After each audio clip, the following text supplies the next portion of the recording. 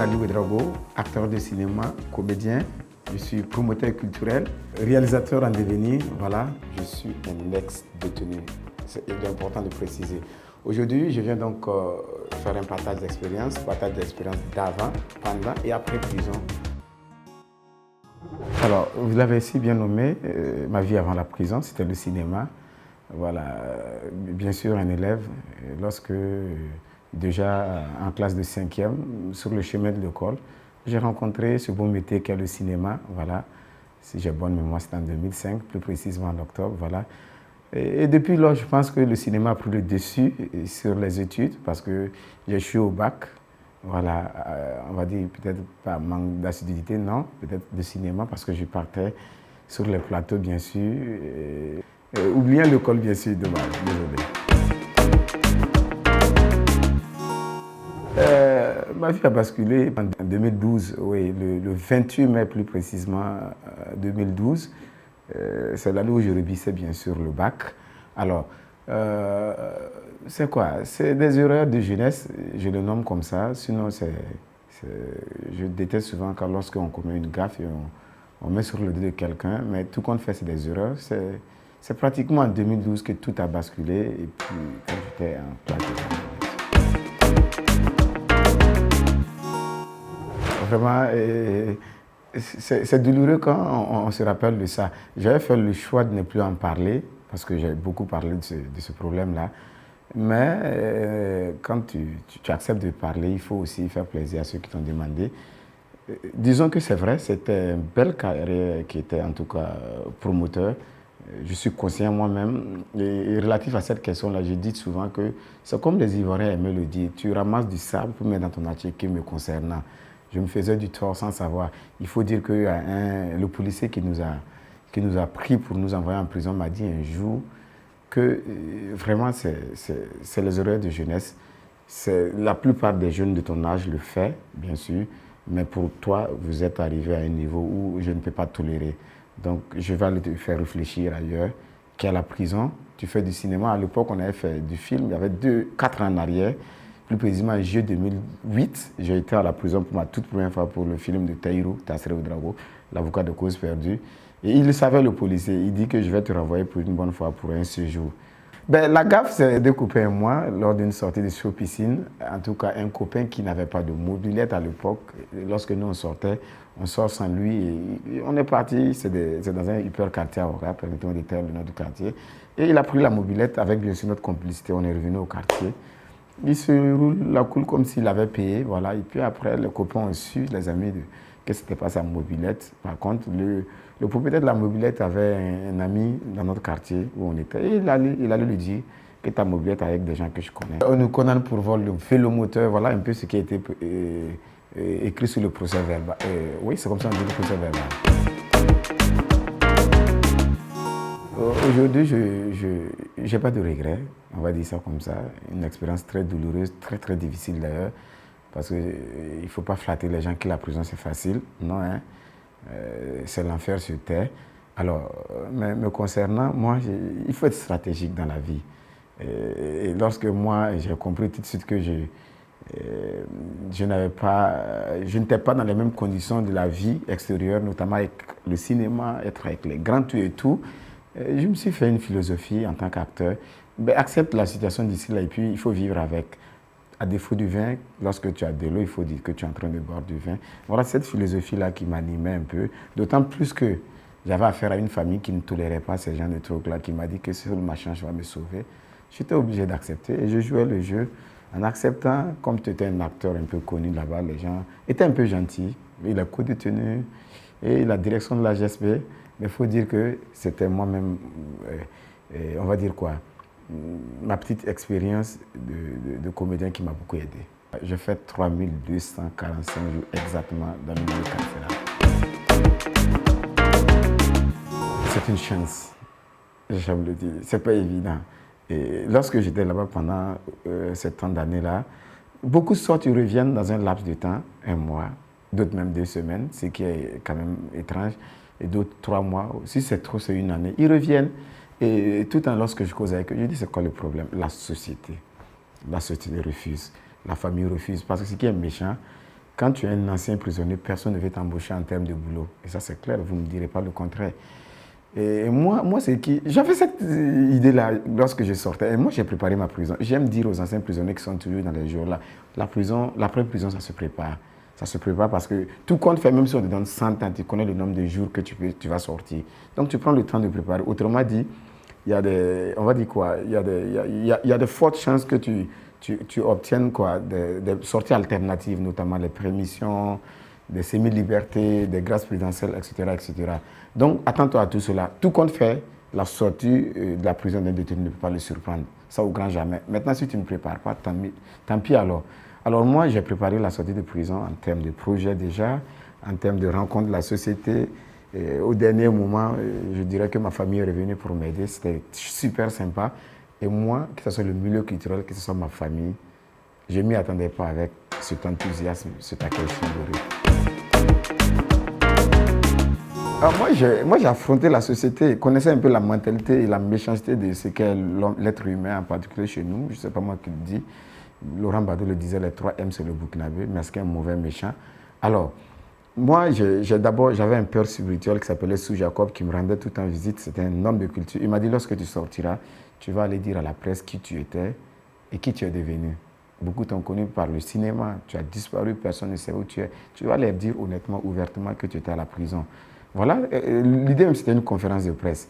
Eh ben, à défaut, tu vas aller vers les médias et puis leur dire, j'ai fait une grande interview, il y a déjà une semaine, il m'a sorti à l'Observateur par le gars.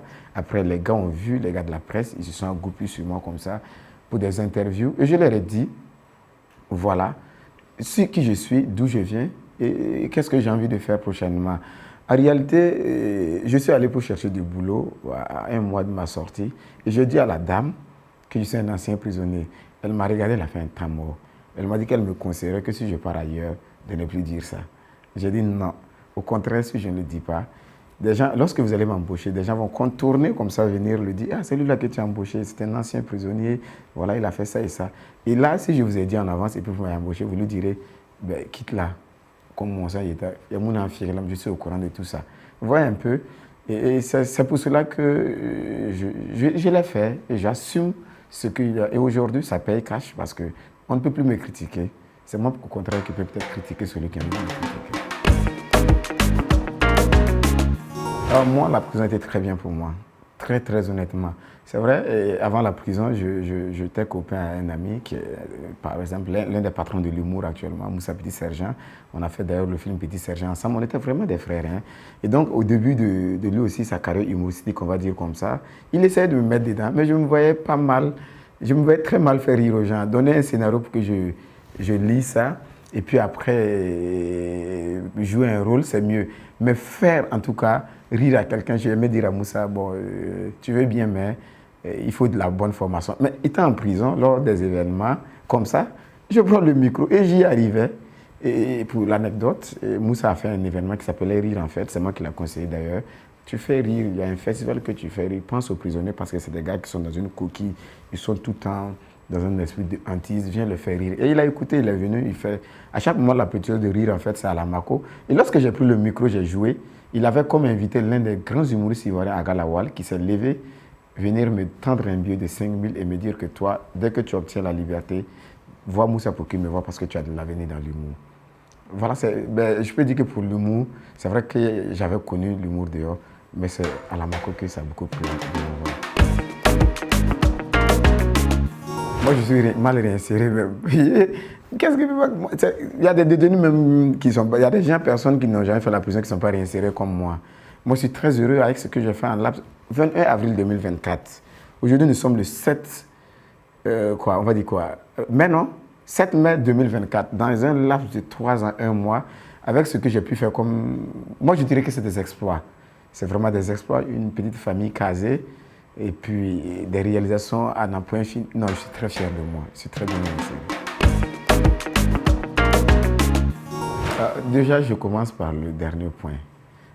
Aux jeunes frères ou aux grands frères, hein, écoutez, ça paye cash. Aujourd'hui, nous sommes dans une société où quand le mal se fait, c'est découvert.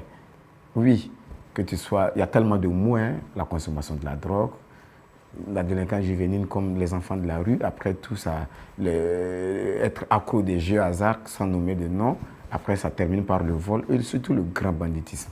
Quand tu es dedans, pas de débat, hein, pas de doute. C'est la prison tôt ou tard un jour. Ça ne tardera pas d'ailleurs. Alors ne te jette pas dans ça. Franchement, si tu te jettes dans ça, sois prêt à payer. Et puis le prix à payer, c'est la prison et c'est un retard. Et si tu n'es pas intelligent, après un moment donné, ta vie est foutue parce que c'est une peine qu'on va te coller là-bas et tu vas rester. Quant à cette jeunesse, d'accord, qui a connu peut-être les mêmes situations que moi, les situations diffèrent. Hein. La Mako, c'est un autre niveau. Mais il y a des gens qui vivent des situations de souffrance que j'en connais, qui sont accros à la drogue, refusés par les familles, qui ont fait beaucoup la rue, qui ont fugué, qui ne reviennent plus à la maison, qui ne sont plus les bienvenus. Vous voyez, c'est des formes des personnes qui ont besoin de se réinsérer. Moi, je leur dire à eux, d'abord, c'est d'accepter leur situation et de prendre une résolution. La résolution, et c'est la ferme résolution, c'est ça qui change. Les gens peuvent te conseiller, des scientifiques viendront, des experts viendront pour t'en parler de certaines choses, mais la seule décision te revient à toi, de te dire que je suis dans une chose qui ne m'arrange pas. Est-ce que tu t'aimes toi-même? Moi, la grosse question, c'est ça. Si tu t'aimes toi-même, là, la situation dans laquelle tu es là, qui est dedans? Quelqu'un n'a pas besoin de te conseiller. Et moi, c'est ce qui m'a réellement sauvé. Je dis, bon, tu commets des choses, tu fais des erreurs, tu mérites mieux que ça. Tout le monde dit que tu avais un bel avenir, tu es parti en prison. Est-ce que ce n'est pas de prendre une résolution avant de sortir, de ne plus jamais le refaire? Et ça, c'est de s'assumer. Beaucoup ne s'assument pas, en fait. Et c'est dommage. C'est ça le problème. Quand tu t'assumes et tu dis, je ne vais plus le faire, la conviction personnelle suivra. Peut-être que tu vas impressionner, tu vas impacter les gens. Ils ne vont pas prendre. Absolument. Très bien même. Alors, d'abord, la famille. On dit que quand la société va mal, c'est qu'à la maison, il y a un problème. Et ça, ce n'est pas un débat. Vous voyez, quand vous partez à la Mako, là, vous allez faire une remarque que les détenus sont là-bas. Là. Et j'en veux pas, effectivement, à la famille. Hein. Ils n'ont pas de soutien. Le soutien moral, là. Quand ça te manque. En fait, le problème, après, tu te forges une méchanceté là-bas. Si tu n'as pas. Que je vais me venger, en commençant en premier lieu par la famille. Tu vas te venger de qui t'as envoyé d'aller faire? Ça, c'est le cas de la prison. Par exemple, si la maison même refuse d'accepter quelqu'un qui est de leur, et moi j'ai paraphrasé une fois dans une émission que j'aimais bien le regretté feu président de la Côte d'Ivoire, Félix Houphouët-Boigny, qui disait que quand ton propre couteau te blesse, tu ne le jettes pas, tu le nettoies et tu le gardes, n'est-ce pas? Couteau de 300 ou même de 100 francs, même quand ça te blesse là, il n'y a aucune famille dans une condition qui va jeter le couteau, mais ça fait très mal. Mais une personne qui est chère, qu'on ne peut pas en somme payer. Vous voyez, les personnes rejettent, ils refoulent, ils ne veulent même plus les revoir dans les yeux. Donc du coup, c'est la maison mère d'abord, la maison, la famille. À la société tout entière, moi je pense que, j'aime dire aux gens aussi, qu'il y a des prisonniers, des anciens prisonniers qui peuvent être utiles même que le premier patron d'un pays. Il suffit de l'accepter, surtout pour ceux qui veulent. Mais c'est bien dommage, il faut faire l'amalgame. Il y a d'autres aussi qui n'ont pas envie de changer, qui n'ont pas envie de se faire réinsérer. C'est leur vie à eux. C'est la société, pour que la société se comporte. C'est pour cela d'ailleurs qu'il y a la prison.